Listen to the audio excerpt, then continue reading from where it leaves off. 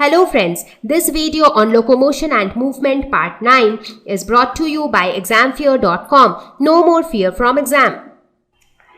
So we will now try to understand the structure of both the contractile proteins, actin and myosin. So we will start with actin. Let us try to understand the entire structure of actin, because only when we know the structure of actin and myosin we will be able to understand the concept of contraction.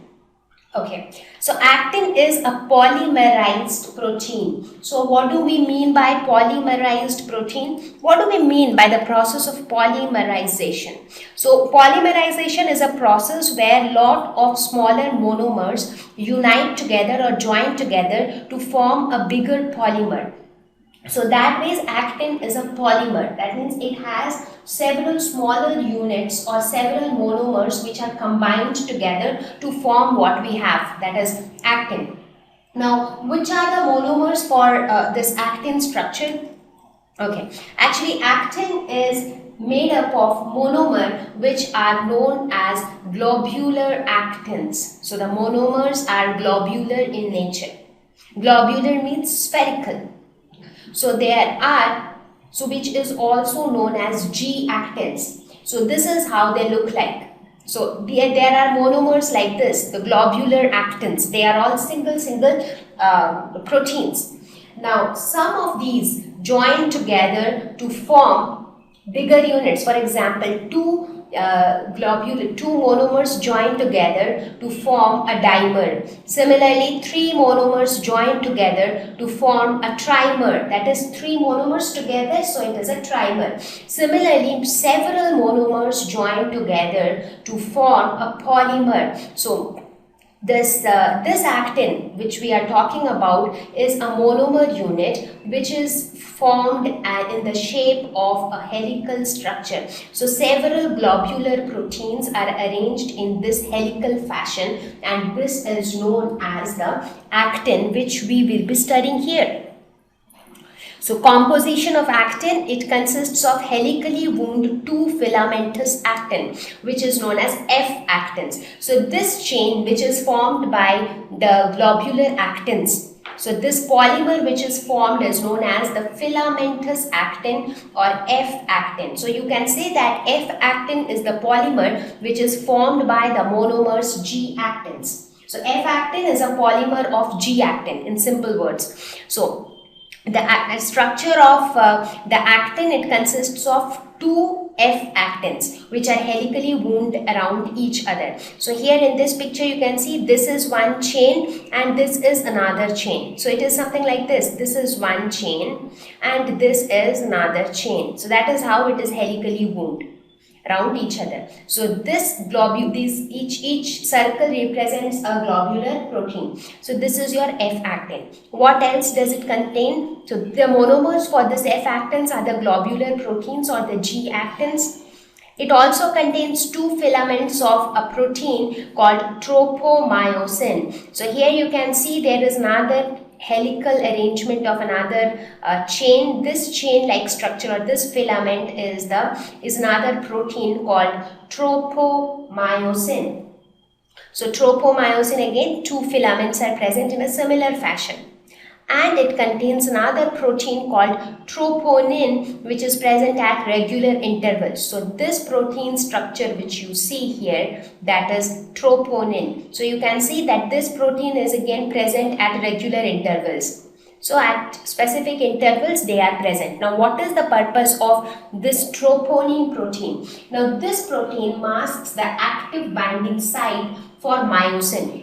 Now this actin, as you saw even in the resting phase, there is some partial overlap between actin and myosin. That means actin and myosin, they combine with each other. Now how do 2 proteins can combine with each other? For that they need to have specific binding sites. It is exactly like those puzzles. You remember we spoke about those puzzles which fit into each other only at specific points. For example, this is your puzzle block. This is one puzzle block. This is another puzzle block. So these 2 puzzle blocks can fit in only at this site. So this is the active binding site for puzzle A and B, if this is A and this is B. So what is similarly in actin, there are specific active binding site like this where myosin can come and combine.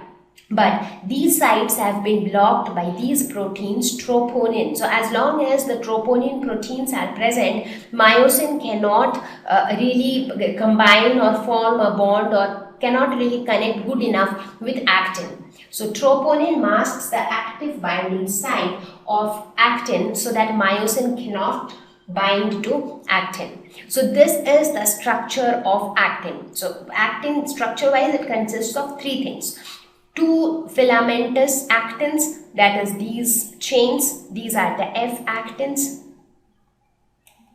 It consists of two filaments of tropomyosin, and it contains another protein troponin which masks the active actin binding sites. So as I said, troponin masks the active binding site for myosin on actin filaments during the resting phase. So during the resting phase is that phase where a complete overlap does not take place, and that complete overlap does not take place because of the presence of troponin. So this is your puzzle blocks. This is one puzzle block, this is another puzzle block. Right? Now let us say that this is the green one is actin. Let us suppose this is the actin filament and it has this site. This is the active binding site for myosin on actin. So this is the active binding site. Just understand this concept. Okay, and let us suppose this red one is the myosin. Now what happens if this red one comes? It can actually bind to actin at this active binding site. That is the meaning of active binding site.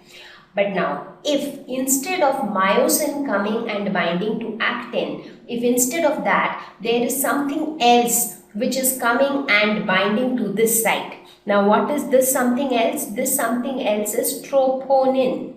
So this troponin is actually masking the active binding site, and as a result the myosin now cannot connect with it because the troponin does not have a suitable site for myosin to bind. So that means myosin now cannot bind to actin. So that is basically what the troponin is doing during the resting phase, and because of this, the complete overlap between actin and myosin is not possible during the resting phase. I hope you understood the concept. Okay, so this was the actin, and now let us look at the structure of the next contractile protein, that is myosin. Now myosin again is a polymerized protein, that is, this is also made up of several smaller units called monomers. Now here we will see what are the monomers in case of myosin. So composition, it is made up of monomers called meromyosin. So several units of meromyosin combine together to form myosin. So how does a meromyosin look like? The picture which you see here on the screen, that is one meromyosin. So this is how one meromyosin looks like. So several meromyosins like this join together to form myosin. So now let us try to understand the structure of each meromyosin. Now each meromyosin structure can be divided into two parts, HMM, that is heavy meromyosin, and LMM, that is light meromyosin. So these are the two parts of the meromyosin structure. So heavy meromyosin consists of the head and the short arm. So this one is called short arm and this one is called the head. So this is the head, and this you can consider as the short arm. So this head and short arm are together known as HMM, that is heavy meromyosin, and this portion is the tail, which is known as the light meromyosin, that is LMM. So this portion is HMM and this portion is LMM. So here if you look at the structure, you can see that the HMM, that is the head and the short arm, are kind of projected outwards from the surface of the filament.